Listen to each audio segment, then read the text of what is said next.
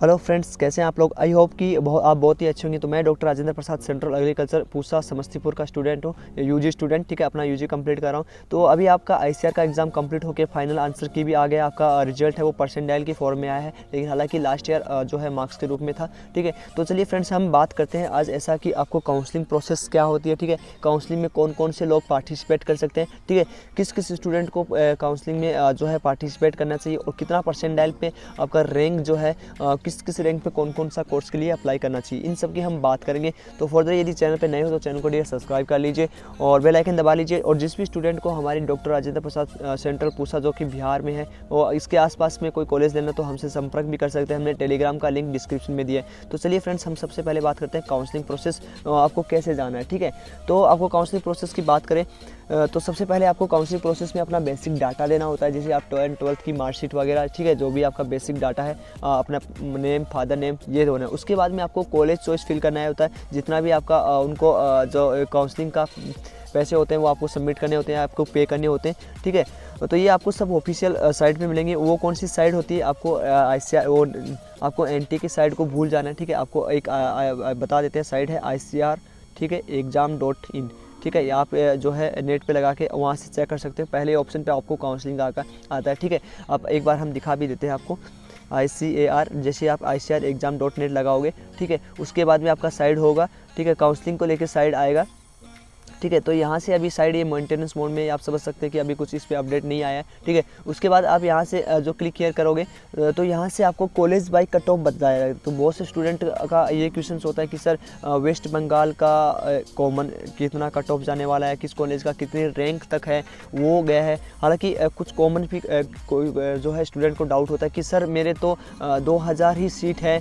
ठीक है, 2000 सीट है या 1000 सीट है, तो स्टूडेंट 13,000 या 15,000 तक कैसे सिलेक्शन होगा। ठीक है, 13,000 या 15,000 तक कैसे मतलब सीट अवेलेबल होगा। तो ये डाउट क्लियर कर देते हैं कि सारे स्टूडेंट जो होते हैं वो, कुछ स्टूडेंट होते हैं, बहुत से स्टूडेंट नीट भी करते हैं। ठीक है, अनदर एग्जाम भी देते हैं, जैसे आप जीबी पंत का एंट्रेंस एग्जाम मान लो, वो ICAR भी देते हैं। तो कहीं ना कहीं उनका अनदर एग्जाम में सीट अलॉट हो जाता है, उसकी वजह से वो यहाँ पे सीट नहीं लेते हैं। ठीक है, तो उसी वजह से आपका रैंक है वो 13 या 15 जो भी है OBC और जनरल के लिए, वहाँ तक आपको सीट है वो अलॉट हो जाता है। तो ये कॉमन डाउट नहीं रखें कि सर जो है आपका जो है कम रैंक को, मतलब जैसे आपके 2000 सीट है तो 15,000 वाले रैंक का कैसे सिलेक्शन हो गया, 13,000 वाले का कैसे सिलेक्शन हो गया। वो उस पर डिपेंड नहीं होता है, वो नंबर ऑफ स्टूडेंट पे डिपेंड होता है कि कितना स्टूडेंट एग्जाम दिया है।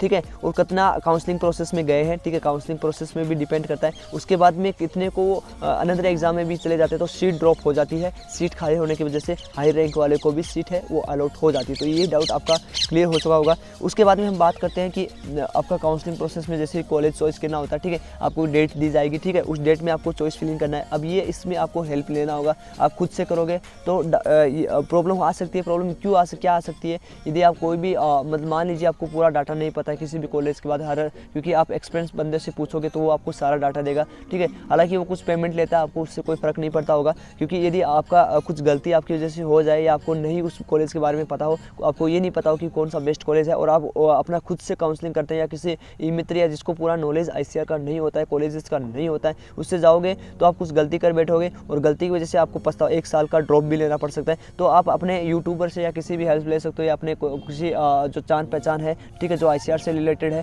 ठीक है, तो उससे आप हेल्प ले सकते हो। ठीक है, अब बात करते हैं कि चॉइस फिलिंग के बाद में आपको डेट दी जाती है, सब ये काम हो जाता है। उसके बाद में आपके पास अलॉटमेंट आता है, जैसे ICAR का जो है, ICAR का मान लीजिए ICAR का फर्स्ट राउंड, सेकंड राउंड में सीट अलॉट हो जाता है, थर्ड राउंड में भी आपको सीट अलॉट होता है। तो आपके पास सीट अलॉटमेंट लेटर आ जाता है, जिसमें क्या होता है, उसमें होता है आपको कॉमन सा, आपको जिस भी यूनिवर्सिटी में आपको एडमिशन होता है, जैसे मान लीजिए आप BSc एग्रीकल्चर के लिए आपको जो है सीट मिला है। ठीक है, तो BSc एग्रीकल्चर के लिए यदि आपको सीट मिलता है तो उस कॉलेज का एड्रेस, ठीक है, उस कॉलेज का नाम, सब कुछ डाटा उस कॉलेज का दिया हुआ होता है। वो भी जो कोई आपको अलॉटमेंट लेटर है वो आपकी ऑफिशियल साइट में आप अपने एप्लीकेशन नंबर जैसे रजिस्टर करोगे, ठीक है, तो वो आपको वहाँ पे सारा डाटा मिल जाएगा। ठीक है, ये आपका डाउट क्लियर हुआ। ठीक है, उसके बाद में हम बात करते हैं कि कौन कौन से स्टूडेंट हैं। अब कुछ स्टूडेंट कह रहे हैं कि मेरे 60 परसेंटाइल हैं, 70 परसेंटाइल है या 80 परसेंटाइल है, मुझे काउंसलिंग में जाना चाहिए कि नहीं जाना चाहिए। डियर, हम बात करते हैं, अभी आपका रैंक लिस्ट नहीं आया है। ठीक है, रैंक लिस्ट से क्या होने वाला है कि सर अभी मेरा परसेंटाइल कम आया तो रैंक भी ऑफकोर्स मेरा बहुत हाई आएगा, तो ये बात नहीं है डियर, ये अभी आप वेट करना होगा, क्योंकि आपका जो है नॉर्मलाइजेशन हुआ है। नॉर्मलाइजेशन की वजह से होगा क्या, इसके एक फ़ायदा होगा कि आपके कम मार्क्स से, मान लीजिए कि 7 को पेपर हार्ड था, तो उससे फ़ायदा एक ही होगा कि आपके कम रैंक पे भी अच्छी कम मार्क्स कम परसेंटाइल पे भी आपको अच्छा जो है आपका रैंक आ सकता है। तो डियर वेट कीजिए, इससे कुछ भी नहीं होने वाला। और आपको हमने बता भी दिया था कि ICRexam.net पे जाके आप वहाँ पे कॉलेज के बारे में हमने एक पिछले भी वीडियो बनाया था, वहाँ से आप हर कॉलेज का डाटा है वो ले सकते हो कि कौन सी रैंक का कितनी रैंक तक क्लोजिंग जो है रैंक है। तो आप प्लीज़ अपना आपको मतलब इतना वो नहीं रखें कि सर जल्दी जल्दी हो जाए, सब काम जल्दी नहीं होता है, ठीक है। और रैंक लिस्ट की भी आपको वेट करना होगा, सब आपको वेट ही करने होगा, क्योंकि काउंसलिंग प्रोसेस में आपका 3-3 महीना 4-4 महीना लग सकता है, ठीक है। तो काउंसलिंग प्रोसेस में तो आपको वेट करने के अलावा कुछ भी नहीं होगा। जब भी कोई अपडेट आता है तो हम इस चैनल पे आपको बता देते हैं, ठीक है डियर। फिर भी यदि आपको किसी को प्रॉब्लम आता है तो आप कमेंट बॉक्स में कमेंट जो करके आप हमसे पूछ सकते हो, और टेलीग्राम से भी हमको पूछ सकते हो। अब हम बात करते हैं कि सर कॉलेज में है वो कॉलेज यदि आपको नहीं लेना है, ठीक है, मान लीजिए कि आपको BSc एग्रीकल्चर नहीं मिला, ठीक है, आपका अच्छा स्कोर था, मान लीजिए आपकी 2000 रैंक था, ठीक है। और क्योंकि ICR का जो है जो ICR बात करें BSc AG की, BSc एग्रीकल्चर की, ठीक है, उसके बाद में आप हॉर्टिकल्चर की बात करते हो, सेरिकल्चर की बात करते हो, BTech की बात करते हो, तो BSc एग्रीकल्चर जो है वो 5000 रैंक तक अलॉट होता है, ठीक है, लास्ट राउंड तक, ठीक है। और ये भी नहीं है कि मॉपअप राउंड होता है, ठीक है, मॉपअप राउंड में भी BSc एग्रीकल्चर है वो मिल जाता है, बहुत से स्टूडेंट को मिलता है, क्योंकि सीट है वो खाली रह जाती है। क्योंकि उससे फ़र्क क्यों होता है, क्योंकि मान लीजिए कि नीट का स्टूडेंट जो है काउंसलिंग में प्रोसेस में भाग लिया, उसके अच्छे मार्क्स थे, ठीक है, ऑफकोर्स उसके अच्छे परसेंटाइल भी होंगे, ठीक है। तो अच्छे परसेंटाइल के होने के उसके बाद नीट में हो जाता है, या कहीं अनदर एग्जाम में वो RPT मान लीजिए, वेटनरी मान लीजिए, BHMS मान लीजिए, कहीं भी उसका सिलेक्शन हो जाता है, वो सीट खाली रह जाती है, ठीक है। तो वो अधिकतर BSc एग्रीकल्चर की सीट ही खाली रह पाती है, क्योंकि उसमें टॉपर्स होते हैं, वो सीट ड्रॉप कर लेते हैं, जिसकी वजह से आपको लास्ट राउंड तक है या मॉपअप राउंड तक है वो BSc AG है वो मिलने का चांसेस होता है, ठीक है। बहुत से स्टूडेंट का ये डाउट होता है कि सर मेरे दोस्त था, ठीक है, उसको इतना रैंक पे, बहुत हाई रैंक पे भी BSc AG मिल गया। उसके पीछे यही कारण होता है कि लास्ट राउंड तक सीटें हैं वो टॉपर्स की वजह से खाली हो जाती है, इसकी वजह से आपको जो है कम मार्क्स, कम हाई रैंक पर भी आपको जो है BSc AG है वो मिल जाता है। लेकिन हर बार ये नहीं होता कि आप अप्लाई करते जाए, थर्ड राउंड तक आप जो है ड्रॉप कर रहे हो सीट को। यदि आपको BSc एग्रीकल्चर, हॉर्टिकल्चर या अनदर कोर्सेज अच्छे जो आपको अच्छा है वो मिल जाए, तो आप उसका सीट है वो अलॉट ले सकते हैं, ठीक है। ये आपके सारे डाउट्स हो गए, ठीक है। आपका सबसे कॉमन डाउट है कि रैंक लिस्ट कब आएगा, तो डियर अभी साइड मेंटेनेंस मोड में है, आपका जब भी आएगा वो आपको अपडेट कर दिया जाएगा, कोई भी 1 दिन में या 2 दिन में, इस वीक में ये फाइनल नहीं होता, क्योंकि ICR जो एग्ज़ाम है वो किसी को नहीं बताता है। और आपको काउंसलिंग प्रोसेस में कैसे करना है ये आप इसमें हेल्प ने अपने आप से खुद से नहीं करें, क्योंकि यदि आपसे कुछ भी गलती हो जाता है, ठीक है, तो उसका रिस्पॉन्सिबल आप ही होंगे।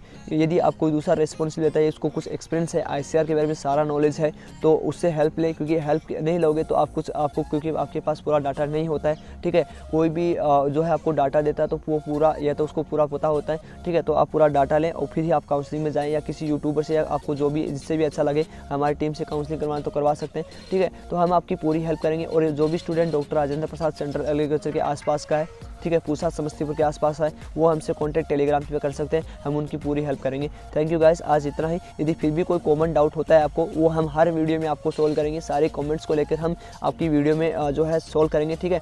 फेस आपको दिखाया जाएगा, उसमें आपको सब समझाया जाएगा, ठीक है। जैसे काउंसलिंग प्रोसेस स्टार्ट होता है, आपका रैंक लिस्ट अभी नहीं आया, आ जाने के बाद आपको सब कुछ बता दिया जाएगा, ठीक है डियर। मिलते हैं नई अपडेट के साथ, तब तक बने रहिए चैनल पे। Thank you guys, bye bye. फिर भी यदि कोई कॉमन डाउट है तो आप पूछ सकते हैं।